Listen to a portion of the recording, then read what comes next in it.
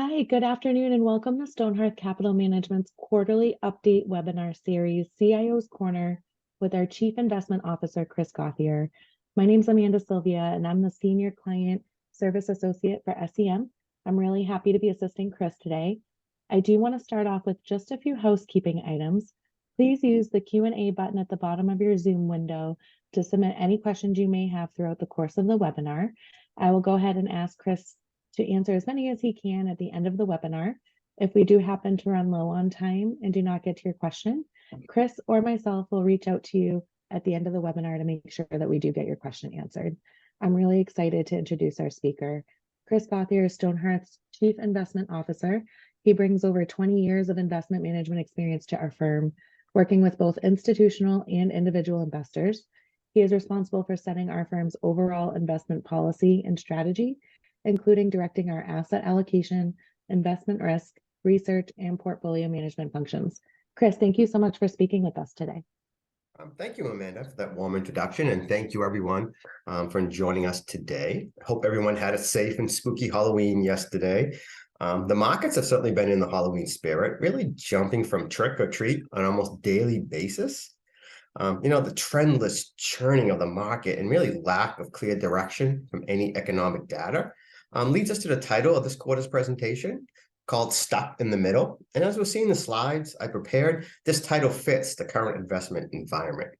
So let's get started and start by taking a look at performance of financial markets since we last met. So when we look at Q3 performance, which you're looking on the screen right now, anything that is in the US equity land is in blue. Anything that is international is green. Fixed income is blue. Anything that doesn't fit into those categories is yellow. But Q3 performance was all about investors really coming to the realization and accepting the higher for longer interest rate environment. You can see it in the treasury market at the far end of the right-hand side, down 13% in the quarter. The higher rate environment, you saw the higher rates cause bond prices to fall. And you also saw it in the equity market as rates rise, equities become less attractive and they have to kind of re-rate the valuations. And you can see that pretty much across the board, equities were down in 2023, which really was just a reversal of the multiple expansion we saw in the first half of 2023. The clear winner, you can see, is oil. It benefited just from being a little bit weak in 2022. So you get this natural bounce. Some headlines from the Middle East and Saudi Arabia cutting oil production. So again, you get a nice little bounce, 27% in the Q3. But really, that was the only positive protection we had in the quarter. So turning to a longer time frame of the same financial markets with the same colors, it does paint a little bit different and a much more positive picture, right? Long-term treasuries still down on the right-hand side, down almost 11%. But after that, almost everything else is up. Dollar's kind of flat, commodities down a little bit, but overall, it's been a great 1 year to be in the markets.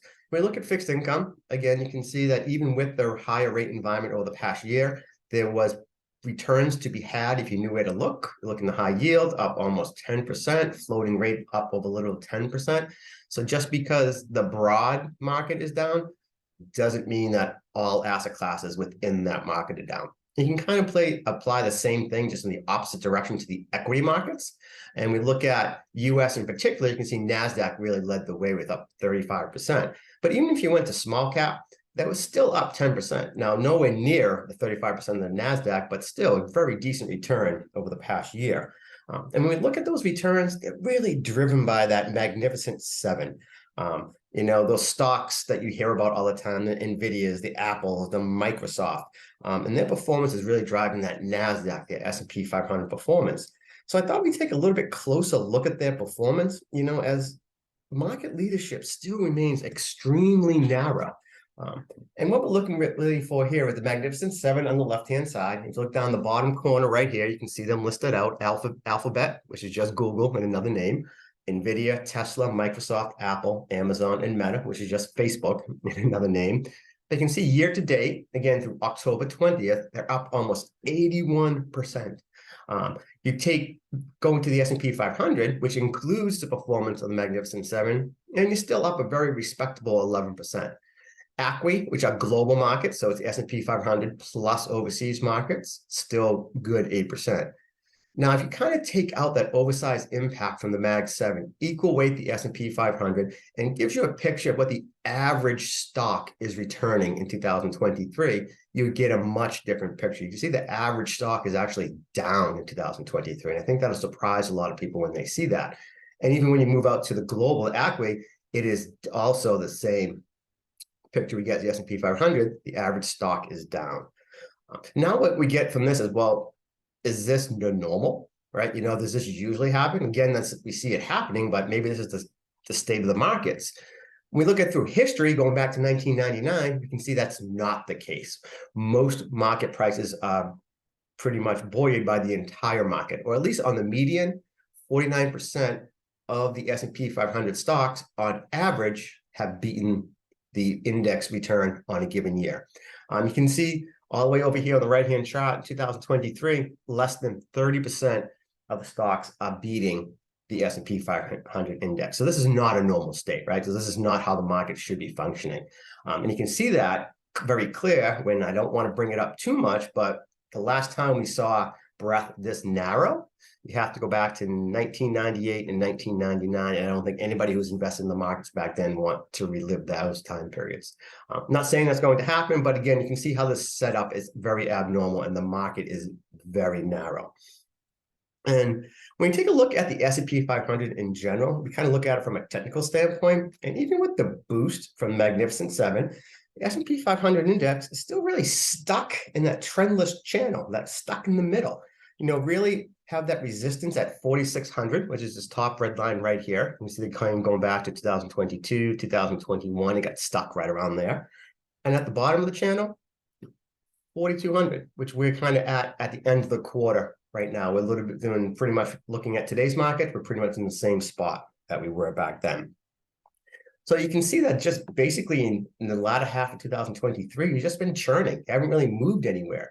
And in fact, to take a longer term view of this, you can actually go back in time and see when's the last time we kind of revisited this. Since the summer of 2021, you've really made no progress in 2 years. You're pretty much flat with the S&P 500 index.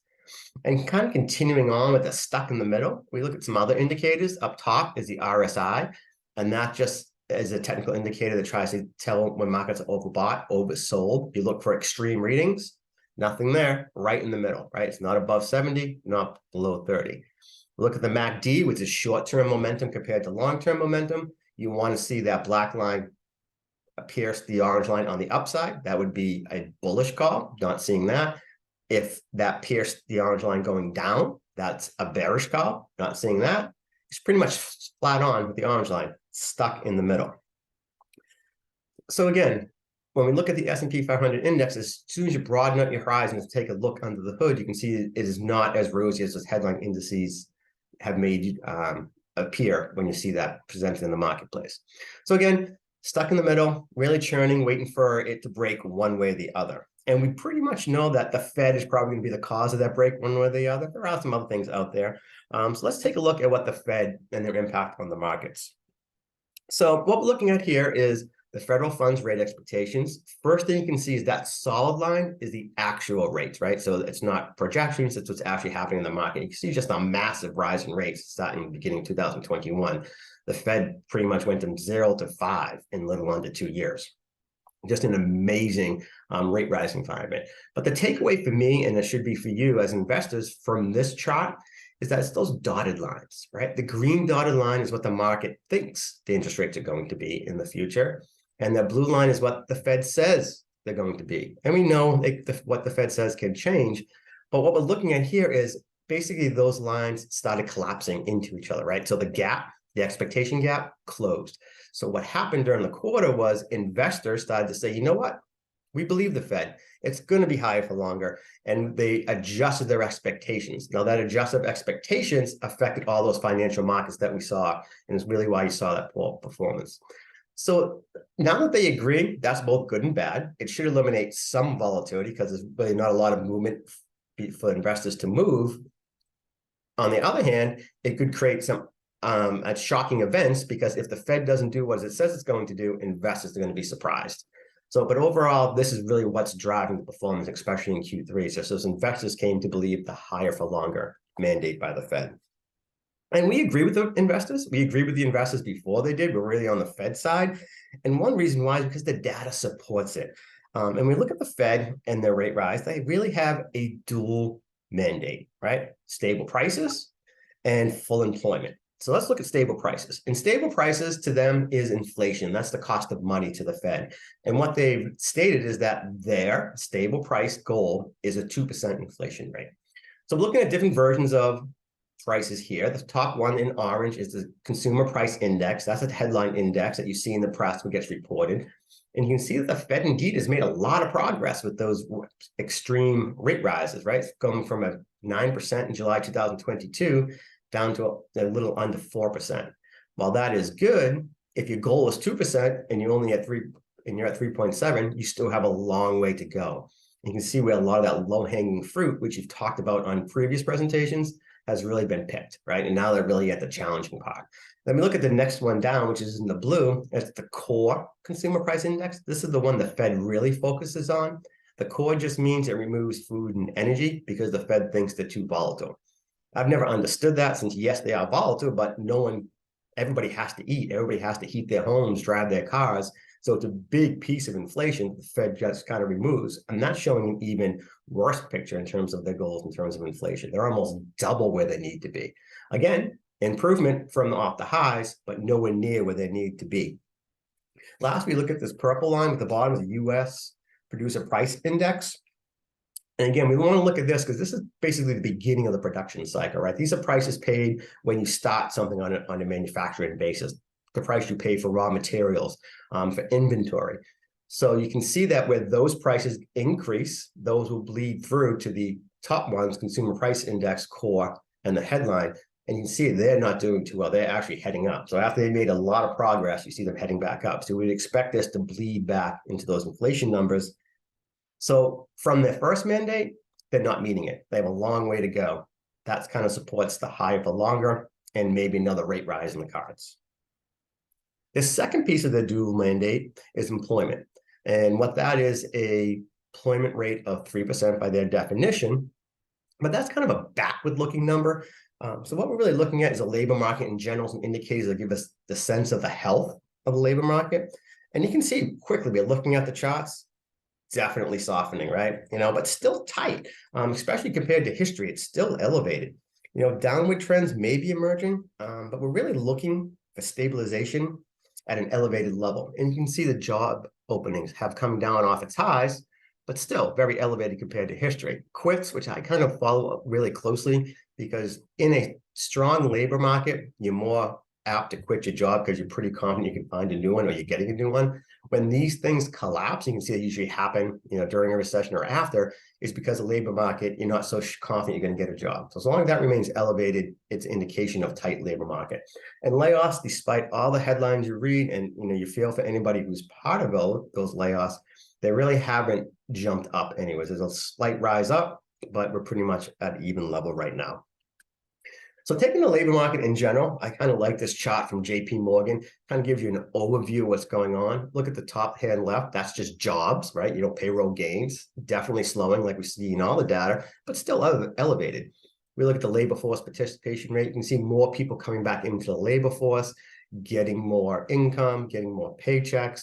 So again, that may increase spending. And looking at that bottom heat map chart, these are key labor market indicators, layoffs, jobs plentiful, some things we've looked at, but it puts in a nice chart and it's very easy to look at as we don't have to go through all the details, but it's fairly easy, right? It's a heat map. Green is good, red is bad. And kind of when we look where we are at the labor market all together down here, and as of August, because some of this data is delayed, you can see it's stuck in the middle, right? It's not this big bullish labor market is on fire, but it's also not contracting. So you really get this stuck in the middle feel from the labor market. But as long as it's not collapsing, there's really no reason for the Fed to cut rates, which is supporting that higher for longer. So we look at the Fed's dual mandates. Let's kind of look at the economy and where they're going. You can see how the data is still stuck in the middle. And we're going to start with the PMI indices. And what these are diffusion indices. So this isn't looking back. This is going out and asking companies, asking CFOs, are you increasing or decreasing hiring? Is our sales getting better, staying the same, or getting worse? You put that all together, and if you get a reading above 50, that says the economy is expanding. A reading below 50, you get an economy contracting. And it's a good indicator of what's going on in the future, not what's happened in the past. So you can see, if you see the red line above 50, that's services. So when you see the services, think consumer. And you see the green line below 50, think manufacturing, think companies, start of the process cycle. You can see where we're stuck in the middle, right? That resilient consumer, which we hear a lot about, and we'll take a look at a little bit closer in a few slides from here, is really supporting the economy. It's been more resilient than expected, but it's also being balanced and offset by the weaker manufacturing numbers. And actually, we just had the recent PMI manufacturing come out today, excuse me, for October, and it actually got lower. It actually went down to 46. So again, not a lot of improvement from the manufacturing, and mixed signals at best from these surveys. Now, one indicator that we're going to look at is not stuck in the middle is the inverted yield curve. And what the inverted yield curve is just taking a long-term rate, say like a 10-year treasury rate, and subtracting the 2-year rate. And when we say we have an inverted yield curve, all that means is a shorter-term rate is higher than a longer-term rate. Now, knowing how the economy works, knowing basic economic principles, if you lend money over a longer time period, you expect a higher rate because there's more risk the longer you lend the money out. If that's not the case, you get an inverted yield curve. Now, historically, the inverted yield curve has been a good indicator of a recession, not the cause of a recession, right? The way I look at this, and I explain this to clients, is think about children, right? And I have three children of my own. When they get sick or they tell me they're not feeling good, first thing I do is take the thermometer out, see if they have a temperature, right? Because that's how you're really going to tell if it's just a common cold or they're really sick. If they have a temperature, then you know there's an underlying problem somewhere else. That's what the inverted yield curve is telling you, that your child has a temperature. The economy is not functioning. There's something wrong with it. It doesn't tell you what's wrong with it. It just tells you it looks like something's broke. And that's what this is telling you, and pretty clearly. So we mentioned the consumer, right, is really holding up this economic activity. So let's take a look at them. The top chart here in purple is the 30-year mortgage rate. Anybody looking for a house or just reading the papers knows that we've had a tremendous rise up with a rise in Fed rates. Average mortgage is at 7.3%. Sounds scary, right? But if you go back in history, we've been there before. It's not outrageous. I know we haven't been there recently, which is a lot of the angst by investors because they have this short-term bias, right? You remember short-term better than longer term, and they remember when rates were down at 3 and now they're at 7. But the economy has been fine. The rates at 7, and they will handle it again after it goes through some adjustments. And those are the next two charts, right? The next chart below that in blue is the price index. We're not seeing a lot of movement, but it's not increasing. And this is really due to lack of activity, right? In order to price houses, you need activity, and we're just not seeing it. And you can see that in the pending home sales in purple here, that's just collapsing, right? Higher rates, no one's buying, no one can sell their houses, and you see that collapsing. So you're seeing that impact come, but not collapsing down to levels we've seen before. So still holding in, but definitely showing signs of weakness. Then we kind of turn to index consumer sentiment. So that's more of a touchy-feely, how do consumers feel about the future? Again, it's a survey that they ask, take it for what it's will. But again, it's not at extreme levels. It's not extremely bullish. It's not extremely bearish. It's just right in the middle. Consumers are just doing all right. And to me, the most important chart, and this is really the support for why consumers are helping this economy and are proving more resilient, is this green line. This is household debt service as percent of disposable income, which just really means it's the amount of money on an after-tax basis that goes to paying your interest on any debt you have, credit cards, cars, mortgages, anything like that. And we see throughout history that makes sense. When we get over-levered as a society, bad things tend to happen. And we can argue about the level of debt people have, but in terms of their ability to pay bills on a monthly basis, it is below the average, right? And very far off the highs. So what this means is that they have the capacity to spend a little bit more. I'm not saying they should, right? There's not a call on how they should be doing. It's just a call on what consumers doing. If they have a little bit excess, they have a little bit debt they can take on and still meet their monthly bills, then most of the time they're willing to do it. And that's what you're really seeing in the economy right now. So putting this all together in terms of U.S. economy, we look at some recession determinants. Again, heat map, again, from JP Morgan, which provides some great charts for us. And you can see that, well, again, green is good, red is bad, not really bullish, but not bearish, but just kind of stuck in the middle. But when we look at some of the rates of change down below that impact the economy, right? Personal income is growing. Employment in the next two blue bars, growing. Consumer spending, growing. A little bit downtick in wholesale retail sales, but then look at industrial production, growing. So we all know data can change. We must remain flexible and keep an open mind to potential changes. But as now the economy remains more resilient, really, right? On the back of consumer strength. And it's tough to see your way through the recession, the current data growing like it is. Not to say the data can't change, but for right now, it looks like a recession is averted, at least in the short term. So that's really overview of the economy. So let's now turn to the equity market. And we'll start with the S&P 500 index and valuation. So what we're looking at here is the PE ratio, not the price, not a return data set, that PE ratio. And then what the PE ratio is just price earnings. And what that is how much investors are willing to pay for $1 in earnings. So when it's high, people are willing to pay more for the index. When it's low, people are willing to pay less. And when PEs tend to be high, we know that markets tend to be overvalued. And you can see going back in time, we bracket it with standard deviations. Anything above this would be called extreme. So again, we have an extreme in 00. We're a little bit extreme in 2020. Same thing on the downside, but we're a long way from that. So let's concentrate on the upside.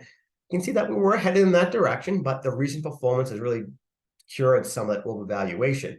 Not enough to get it to average or below average. It's just kind of really just a little bit overvalued, but not at extreme levels. So again, that's stuck in the middle, not really giving you that strong signal one way or the other. And at these levels, the markets are still investable, but with caution. And especially investable if you want to broaden out your opportunity set, especially away from those magnificent 7 stocks. And you can see that there are some valuation supports to be had in the equity markets. So what we're looking at here is a chart from State Street. We're looking at valuations, PE, next 12 months PE, just kind of looking forward, price to book and price to sales, which is balance sheet numbers. Again, it's a heat map. Red is bad, green is good. All different regions of the equity world in the US, major countries. And you can see the S&P 500, very expensive, right? Russell 1000 growth, those are those Mag 7s, very expensive. But if you move away from them and you look at maybe small caps, that has some green in there, some good valuation support. And when we look at valuation in this one, we're looking at valuation compared to its history. And over here, it's valuation compared to the broad equity market currently. So you can see that on both metrics, small caps look fairly attractive on valuation. Going across the pond, you can see that EFA, right? This is Europe and the Far East and Africa. So again, they're showing some broad valuation support. Canada, Germany, you get the picture. There are pockets of valuation opportunities if you're willing to move away from S&P 500 indices. So when we look at valuation, we also have to look at momentum, right? We know we don't live in isolation. We have to look at multiple factors, and momentum is the flip side of valuation. This is just performance, right? And price momentum is just really, has the stock or the index or the country performed well or not? And same thing we're looking at with valuation. Green is good, red is bad. And you can see it's the offset, right? It was to be expected. As stocks get over expensive, momentum should be up because it's due to price rise. And you can see indeed that the most overvalued asset classes have positive price momentum. Not to say it's bad. What we're trying to do is find that balance, that best balance between valuation and momentum. We love to find asset classes that are cheap on valuation and have positive momentum, right? Those are those fat pitch opportunities that you want to jump into. They don't happen a lot. You also want to stay away from those all red opportunities, right? Over expensive market with negative momentum. You want to stay away as much as you can. We're not seeing that, but you can see some balance, right? You start looking at small cap, has a little bit of good performance over the past 3 months, still right across the board, but go down to Europe, international, Japan, you can see that there's a balance, right? It's not all one thing or the other. It's not red on momentum, green on valuation. It's kind of in the middle on both. So those are the ones we're kind of looking for to take some excess risk because they have the best balance of valuation and momentum. So next thing we kind of look at, and another big pillar of an investment process, is sentiment, right? A lot of the market movement in the short term is sentiment. That's that fear and greed. So how do investors feel about the current state of the market? And as you might have guessed from the title of my slides, stuck in the middle again. This is the data we get from Ned Davis Research. We get a whole bunch of other data, but this chart, I think, encapsulates it the best. And what we're looking at here is investor sentiment. And when we looked out history, that when it gets above 65, that means extreme optimism. We're really excited about the markets. That tends to be bearish. Vice versa, when we get really negative, think about JP Morgan, the blood in the streets, the best time to invest, that's bullish. And you can see throughout history, there's times that are bearish, bullish and bearish. Right now, headed towards the bullish, but stuck in the middle, right? We're just really stuck in the middle, not receiving that strong signal one way or the other from sentiment indicators in the market. So again, overall in the equity market, it's a mixed bag. There are some pockets of opportunity if you know where to look, and trying to find that best balance you can between value and momentum. And that tends to lead you, at least for now, to the overseas markets. So turning our attention to fixed income, and as we saw in the first few charts, rising rates can be painful for the fixed income market, especially for bond returns, right? But there is a bright side.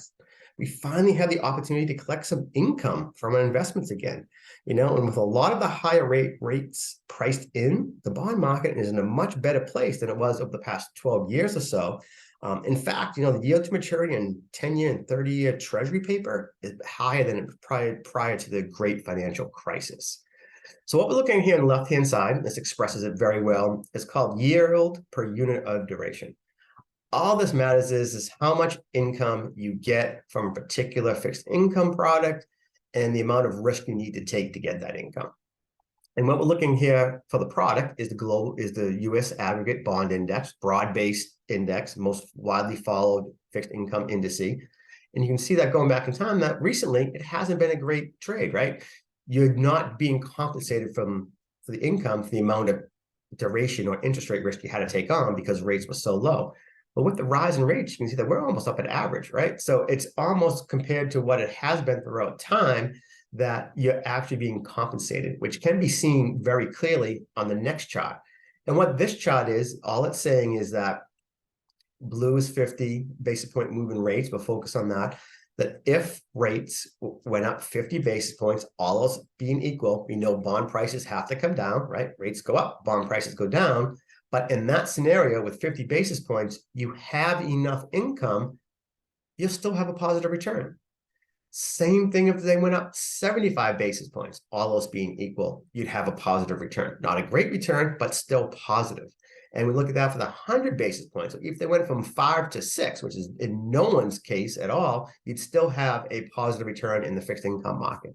So there is a bright side. You actually have enough income to compensate for interest rate risk, which is one reason why bonds belong in a portfolio and still make sense from a very diversified portfolio. And then like we saw in the equity market, the further you expand your investment universe away from the headline indice, the more opportunity you have. And that's what we're showing here. We're showing yield to worst, and that's where it is, the blue, and that's what you expect to earn on that asset class. So US Treasury right now, the whole entire curve from 1 month up to 30-year, an average return of 4.9. But if you want to move out the risk spectrum, take on a little credit risk with some emerging market debt or maybe US high yield, you can see the pickup, right? 9% income stream for emerging market debt, high yield, 8.9%. So even if the economy slows or it doesn't grow, you're still being compensated for those expected defaults because you have such a high income coupon. So you're getting much better income streams due to the higher rates. And this is why we do like bonds moving forward somewhat, right? Again, no fat pitch, stuck in the middle. There's always the interest rate risk you have to be aware of. So you don't want to go over the tips of your skis, but bonds do play a vital role in portfolios, especially with yields this high. And even if you don't want to take on credit risk, I mean, there's still some decent income to be had. So what we're looking at is what so-called risk-free rates by the Treasury, right? And you can see that between 1, 2 years, you get a 5% return. Even if you went out to 10 years, you're just under 5%. That's really, really good, right? We look at other things, money markets paying a little bit over 5%. If you want that FDIC protection, you can look at a cash account like Flourish that we have for a lot of our clients here that even provides FDIC protection up to like $5 million while still getting those 5% rates. So again, even if you don't want to take on a lot of risk, there is still some income to be had in the marketplace. So that was that whirlwind tour of the markets. So now what we're going to do really is kind of see how what we've looked at, how the data, and turn to our risk modeling, right? And as you guessed, hopefully, it's not quite at zero. It does seem to be following the pattern that we're seeing of being stuck in the middle. So this is our Stonehearth capital risk model. It's really based on 5 pillars, and you can see them on the right-hand side. Technical is broken out into 2: reversion, long-term entry exit points; structure, that's that sentiment, that's the right parts of the market outperforming. Markets tend to be strong when broad, weakest when narrow, and we saw the narrowness of this marketplace. Valuation, right? Bull markets tend to start at cheap valuations. Economic, right? The economic affects earnings, which drive prices over the long term. And qualitative to us, it's just factors that can't be captured in a quantitative model. And you combine all that, and it gives us a nice idea, a very good picture of what's going on in the investment environment.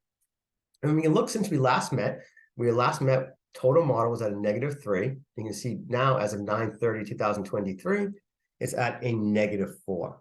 So what we saw really was a lot of positive technical support was lost in Q3. We saw short-term momentum turn down, breadth weaken, sentiment all declined.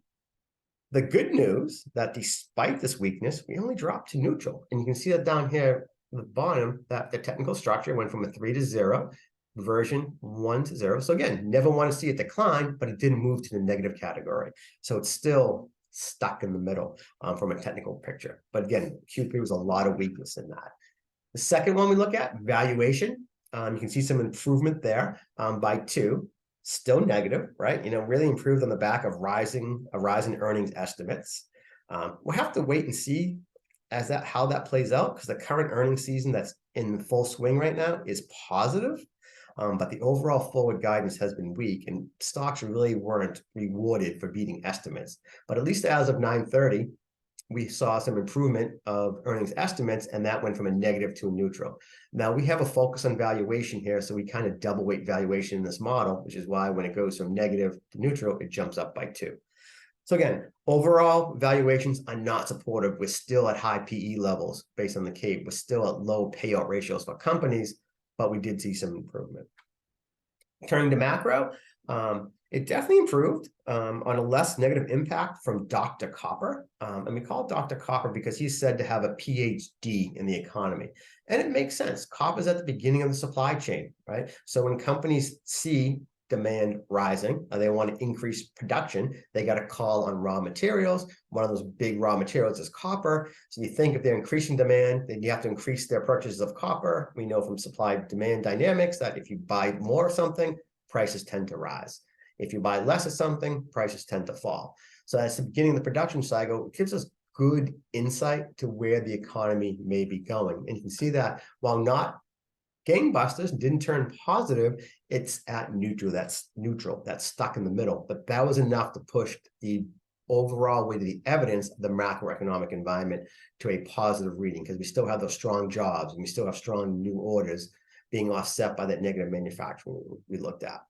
Then we get down to qualitative, it's at a -1, and this is really a function of just a higher rate environment, right? The restrictive monetary policy that the Fed is employing here, and our belief that it's not going to be going down anytime soon.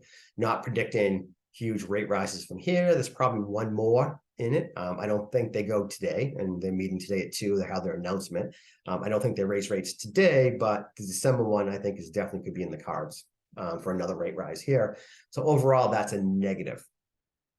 So that's kind of what we're looking at from a risk model standpoint. And as many of you know from being clients or from joining us on a previous call, we use this real-time data from the technical sentiment valuation and macro viewpoints to make asset allocation decisions in your portfolios, right? Really based on actual volatility and risk levels of the different asset classes to make asset allocation decisions. So let's see how this data we use translates into a portfolio. What we're looking at here is relative to Stonehearth Capital's moderate benchmark. We manage multiple different portfolios with multiple different benchmarks, so those could be different, but we use a moderate as the standard. And this is as of September 30th, so anything after that is not accounted for here. And we compared to when we met last quarter, no change to allocations as the end of the quarter, right? We look at equities, stuck in the middle, we're at neutral. We saw the elevated PE ratios at the index level. We did see pockets of opportunity to be had, which is how you see we're broken down underneath equities with the US being underweight, really driven by that underweight to the Magnificent Seven that are just so overvalued in the marketplace. Again, we do have ability to buy value stocks, some momentum stocks, some small cap stocks. So we do have decent exposure, we're just underweight the benchmark. We saw that nice balance in value momentum in the overseas markets, better than the other asset classes, which is what driving that overweight position we have there. So again, providing some good valuation support with some good momentum support too. Emerging markets, just really stuck in the middle. China's weighing on it, but they have better growth rates. There's reshoring in Mexico, so that should be doing it. But again, all those things weigh with each other and end up being neutral. So we're just kind of market weight. Emerging markets waiting for a stronger signal to emerge one way or the other before committing capital. And like we saw in fixed income land, those rising rates is being offset by the higher income stream from those higher rates. So fixed income does play and should play a decent role in your portfolio, but you don't want to go overweighted either. So we're kind of that market neutral weight in fixed income.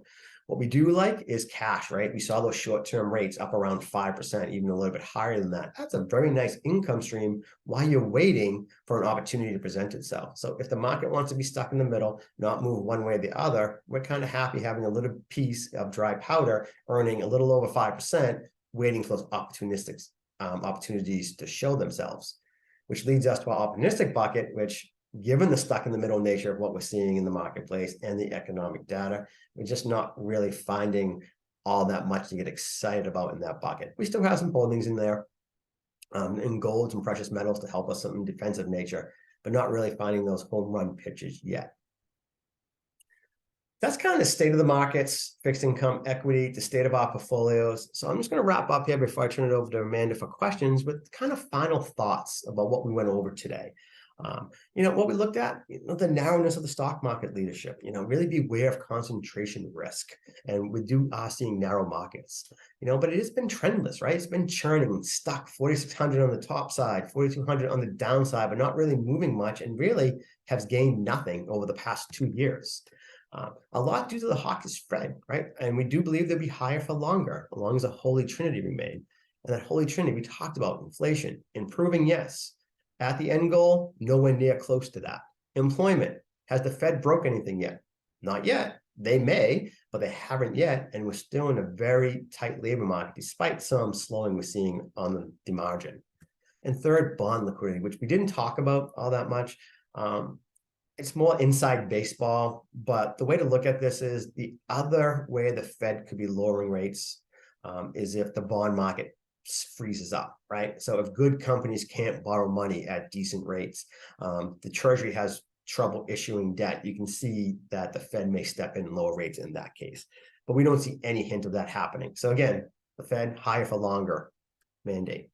And again, like we talked about, despite the best efforts of the Fed, the economy keeps chugging along, right? Really driven by that resilient consumer. Slight improvement in equity valuations, but really being offset by, big weakening in the technical environment. No guidance from sentiment really supports that continued churning until we get a break one way or the other in the marketplace. Thinking about fixed income, we saw the yield curve steepen. That just means long end rates rose in the quarter, which we saw, came to a realization and acceptance that rates will remain higher for longer. And that's investors just saying, you know what, we believe the Fed now. We've been fighting the Fed for so long, the Fed wins. But the yield does appear attractive compared to recent history, right? You're being compensated for that interest rate risk you're taking on.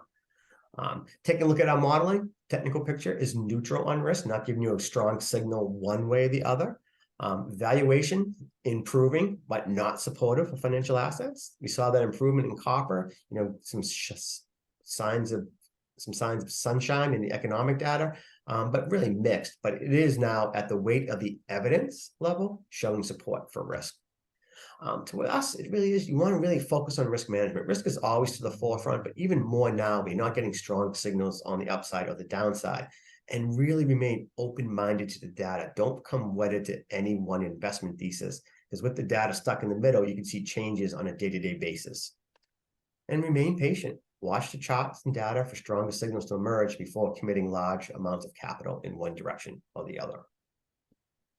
So with that, I'd like to turn it back over to Amanda to see if we have any questions out there. Hi, Chris. Thank you so much for all of this. We do have a couple questions, but just as a reminder, before we get started on those, there is a Q&A button at the bottom of your Zoom taskbar. If you do have some questions we have a few minutes to answer some of those. Chris, the first one is, I keep hearing about AI being the future. I was wondering if you think it's a good investment, and do you have exposure to it in your portfolios?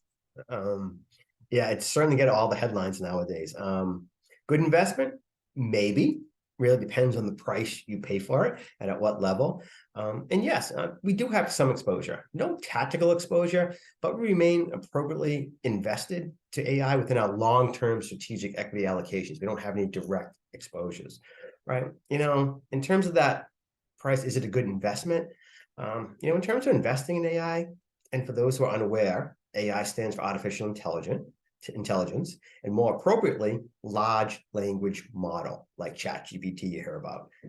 They're just algorithms that learn patterns based on studying massive amounts of data, which is why all those semiconductor companies are, salivating at this. And they make predictions based on historical patterns, right? It requires tremendous amount of computer bandwidth. And it's also the main driver of that Magnificent Seven performance, right? The high valuation, they're at 38 times earnings just based on this narrative. The market's really assigning them this valuation based on the narrative that AI is the future. And we've seen throughout history, right? For a popular sector, a company bolstered by opportunistic narrative, think NVIDIA is the poster child for this, really for them to outperform the market, its future must prove even brighter than its glowing present outlook, right? Markets are forward-looking. They don't look back. They look forward. So in terms of what's priced in, you have to be even better than what the glowing outlook is right now. That's a very tall order, right? I mean, one thing to help with that is narratives, right? Narratives, that story, they have the advantage of usually being partly or wholly true, but they do have the disadvantage of being entirely discounted by the current share price. Bubbles are not wrong on the narrative, but they're wrong on the timeline.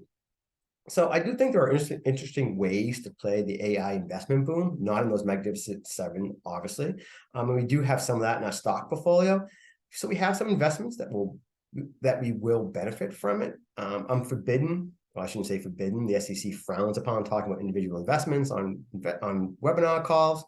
But if you're interested in anything around AI and how we view that as an investment, on an individual stock level, please reach out to the office and give us a call to discuss further. Chris, the next question I have is, how is the Israel PLO conflict impacting our portfolio, and do you plan on making any changes?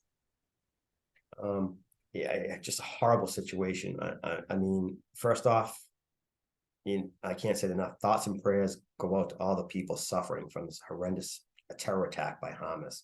And hopefully, we'll see an end to all the suffering very soon. It happens in the world, and we have to figure out the impact of financial portfolios, the impact on the global markets in response to the onset of this. But the war has been limited, right? We still have some volatility in oil, but not a lot. From a market perspective, when we look at potential impacts, we kind of look through history, right? Because you want to go see what's happened before. And we look at the data of previous wars, there's really no conclusions, as every war really is different. However, there is an institutional playbook out there, right? So when these events happen, you usually see gold go up, oil will go up, dollar up, and stock prices are variable. Not sure it works all the time, as it's just really a flight to safety. Investors get nervous and they run to gold, they run to dollar as a safe house. We have exposure to those assets, so really no changes to portfolio based on the war as it current stands. That's another benefit of holding a diversified portfolio, because as these events occur, you're really not chasing your tail. You already have defense built in by having that broad-based diversified portfolio. If the conflict were to widen, right? So if like Hezbollah launches an attack from the north, or Iran becomes more directly involved, some more defense in portfolio might be needed, but we're not really seeing that, and it's not in our base case right now. And it looks like we just have one more. So just to wrap it up, are you concerned at all about the staggering amount of debt that we currently have as a country? How might this impact my portfolio? I'm sorry to laugh. I didn't mean to laugh there. Yes, yes, yes, yes, yes. Scared. Definitely scared. How can you not be? It's just staggering to me. We look at the numbers, right? Debt. We got 33 trillion. That's T, trillion, not B, trillion. And every year we need to borrow 1.5. Again, T, trillion, not billion, based on current spending levels. The debt outstanding is 119% of GDP. When we look throughout history, we realize that, that 100% level is kind of scary. Interest we pay is already 10% of total spending. And, given where the rates are, that's projected to go up to 30, 40% in the next 5 years just to pay the interest on the debt. Just truly ridiculously scary numbers that we should all be concerned about. And I want people to be concerned about the debt. So hopefully now that I have you sufficiently scared, I may walk you off the ledge a little bit. It's scary, but the ability to pay our bills, and that's the US, by issuing debt, is really more about confidence in our ability to pay it back, and confidence in the US, and really not based on financial metrics or balance sheets like you would for a normal loan, right? Good news for us now, right? But I do believe there will come a time when investor confidence fades, and there will be a day of reckoning, right? And that day will have a huge impact on the markets. And we will have to adjust for this new paradigm in our portfolios. We're just not there yet with the data, since it's all about confidence, there's no metric, right, that can help us, no data points you can look at. You really have to look at the alternative, like soft data, look at treasury auctions. They're still functioning very well. There's no hiccups in there. We look at rhetoric from Washington, and more importantly, how it's perceived by the public. You have the same people over and over again screaming about the debt. But what happens when new people come in and scream about the debt who have not been mentioning the debt over the past 5 to 10 years? That's when you want to take notice. So soft data, to be sure, but the clues should be there when they could cause a problem if you listen closely enough. But we're just not there yet. So long story short, yes, very scared, especially for my children and my future grandchildren, what they're going to have to do with this debt. But in terms of immediate financial impact right now, since it's a game of confidence and there still is broad-based confidence in the US, we just don't see it impacting portfolios right now. Chris, I just want to thank you so much for all of this information today, and for everyone who attended our webinar today. We do host these quarterly. So the next quarter will be in January. So when Chris and I get together and kind of distinguish what dates those are going to be, we'll go ahead and notify everyone on our mailing list and our clients for you to join, and you can sign up for those well in advance, and we'll notify you as we get closer as well. So just want to thank you all for joining us. You can look on our website, www.stonehearthcapital.com. Right on our main page, there's a webinar calendar. So we'll probably be getting that updated real soon. And we hope you all enjoy the rest of the year. Thank you so much. Thank you, everyone.